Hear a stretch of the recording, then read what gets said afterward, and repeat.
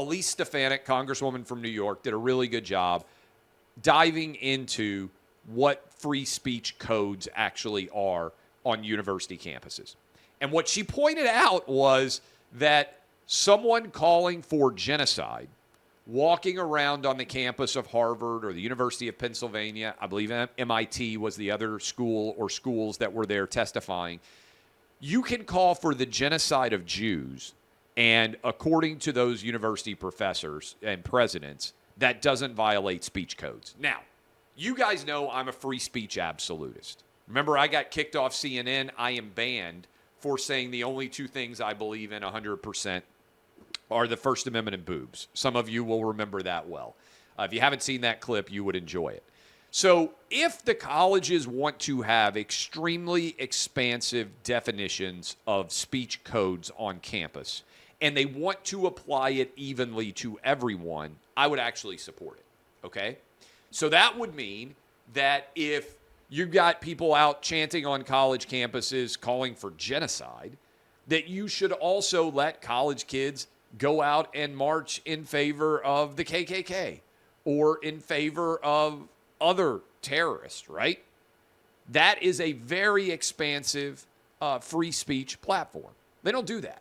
They content discriminate. And the reality is Jews are seen as white. And as a result, a lot of Jewish people are looking around saying, wait a minute, we've been oppressed for our entire ethnic history. It wasn't that long ago the Holocaust happened. Over 1,000 Jews were just systemically murdered by Hamas for simply being Jewish.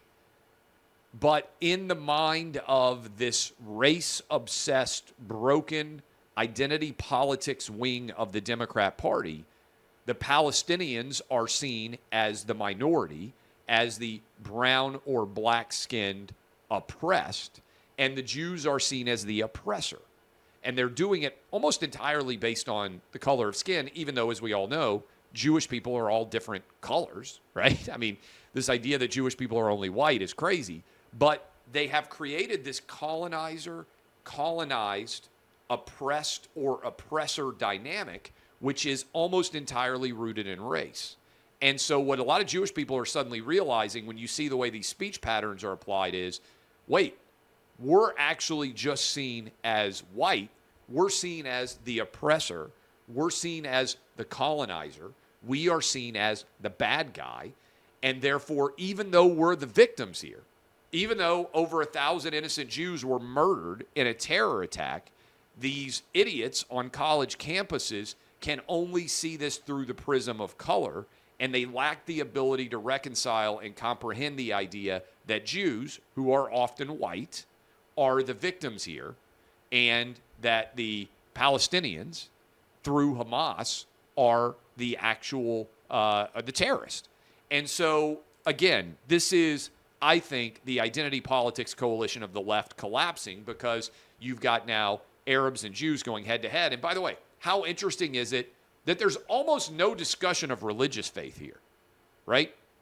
The irony of someone who is gay or trans supporting Palestine is so insanely dumb that they don't even have the tools to recognize what the Palestinians would do to the trans community or what they would do to the gay community if people moved to Palestine and tried to be trans or tried to be gay. Remember, Iran years ago went before the UN and they were questioned about the way that they treated gay people, and the president of Iran said there are no gay people in Iran. Well, it's pretty interesting, right? So this Muslim faith compared to the Jewish faith is actually a big part of the story because the Jewish faith is tolerant. You walk all through Israel. There's trans people, there's gay people. They have human rights. They're protected. The people that don't have human rights are primarily in Palestine embracing the Muslim faith. But nobody talks about religion because it makes people uncomfortable on college campuses, but they want to only see this through the racial prism. And I think this has been an incredibly eye-opening experience for many Jewish people. I saw Tommy Lahren tweeted this yesterday, and I shared it. How can you vote Democrat if you are Jewish, seeing what you are seeing come out of the Democrat Party right now? I think the answer is, and this is what I tweeted, a lot of people see their political party as a team.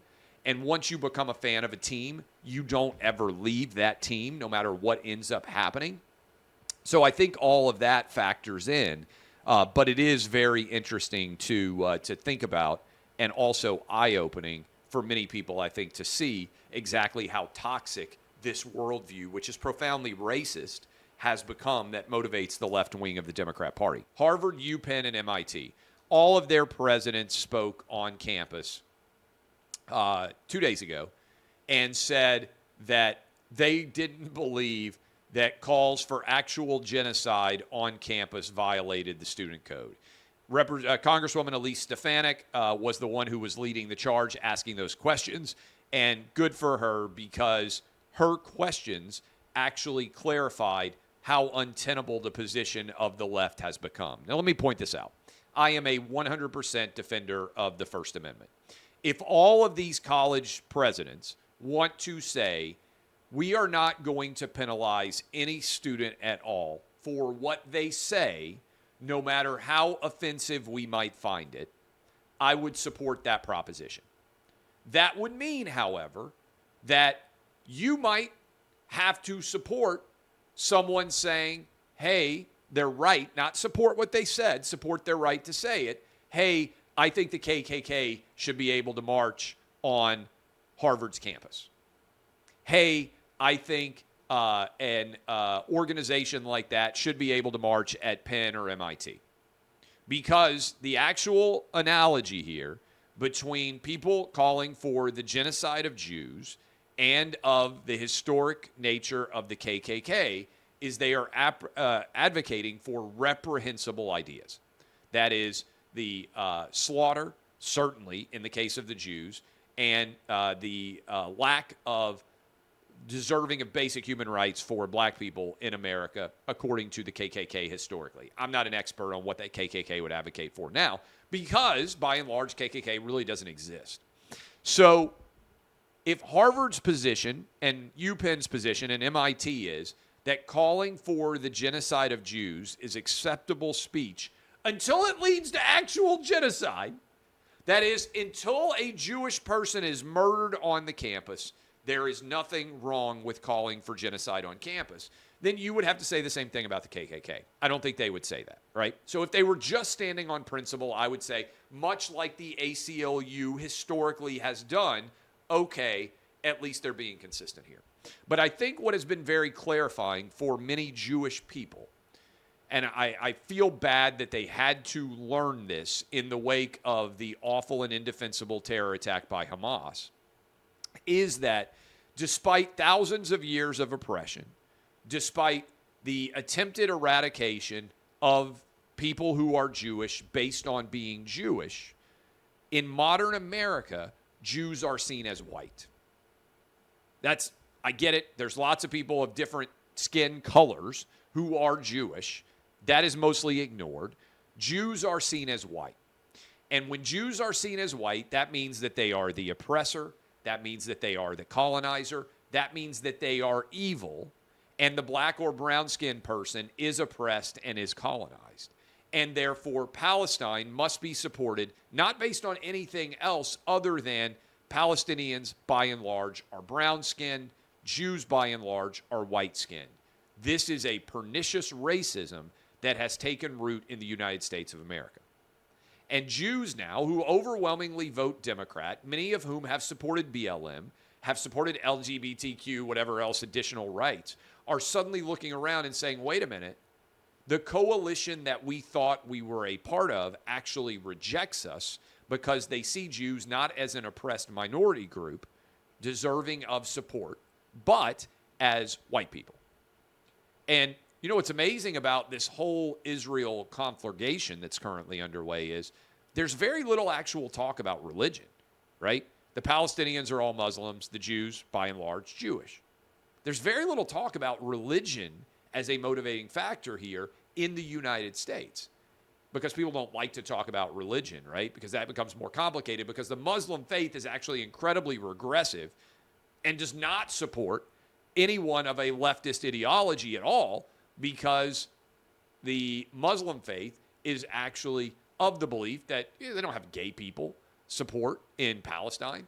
They don't support trans people in Palestine. That actually happens in Israel because the Israeli faith is far more welcoming of people of diverse backgrounds. That's the reality. But the way this is characterized in the United States, because we have a broken educational system that has bought into the oppression Olympics, is this is characterized as a white group, Jews, and a brown group, Palestine, and the minority group is aligning itself based on race. And so they lack the tools to recognize that Jews, as the victim here, are completely innocent because they refuse to accept that any white person could be innocent because white people are evil. And therefore, no matter what Palestine does or what Hamas does, based on their racial stratification, they believe white equals guilty, brown or black equals innocent. And that is what the prism is being taught on college campuses. And a lot of Jewish people are suddenly recognizing this, and they're saying, wait a minute, we are being identified as white, and we are being seen as the oppressor, as the colonizer, and therefore they can justify anything that is being done to us by Hamas because they see us as the original evil.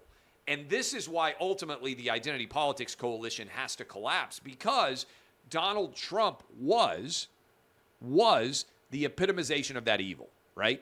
He is an old white billionaire. He represents everything that the left sees that is wrong with the world. And so they used him as the boogeyman, the ultimate villain. But when you have these two different identity politics coalitions on collision, and when the so-called colonizer and the so-called oppressor, totally broken schematic here, but that's what they believe, when the Jewish person is the villain in that schematic, they lack the ability to acknowledge that evil ever could have been committed by the brown-skinned people because they are good and the white-skinned person is evil. And that's what a lot of Jews out there are recognizing. Suddenly, oh my goodness, what in the world, toxic world, has been created. And I hope that a lot of Jewish people will look around. I hope we can build a new coalition. This is my entire book's about. I hope we can build an entire coalition, white, black, Asian, Hispanic, gay, straight, as a meritocracy where we are all judged on our individual worth by, as one man might have said back in the day, kind of a smart guy, Martin Luther King Jr. put it, the content of our character, not the color of our skin. What they are doing now is incredibly retrogressive, not progressive at all. They're actually using the color of your skin to justify good or evil on the left in this country today.